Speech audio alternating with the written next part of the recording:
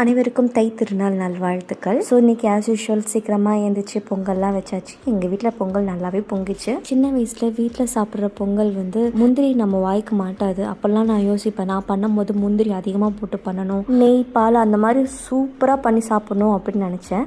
So அதே மாதிரி தான் இன்றைக்கி நான் பண்ணவும் செஞ்சேன். அவ்வளோ நெய் போட்டு அவ்வளோ முந்திரி போட்டு ஸோ ஒவ்வொரு வாய்க்கும் முந்திரி வர மாதிரி பண்ணிட்டேங்க, அவ்வளோதான். ஸோ ஸ்டவ் ஆஃப் பண்ணி தான் நான் திராட்சை போட்டேன்.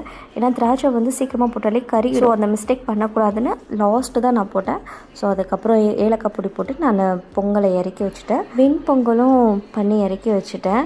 ஸோ டைம் இல்லாமல் அவசரமாக பண்ணதுனால அவ்வளோவா வீடியோ எடுக்கல. அதுக்கப்புறம் சாம்பாருக்கு தாளிப்பு போட்டு சாம்பாரும் பண்ணிட்டேன். சொல்லப்போனால் இடி சாம்பார் நம்ம ஊர் சைடில் பண்ணுவாங்க, அது பண்ணணும் ஆசை. பட் அவ்வளோ நல்லா வரல, ஏதோ பண்ணிட்டேன். நாங்கள் 2 பேர் மட்டும் இருக்கிறதுனால கொஞ்சம் கம்மியாக பண்ணிட்டோம். ஸோ நெக்ஸ்ட் இயர் நல்லா பண்ணிடலான்ட்டு முடிவு பண்ணிட்டோம்.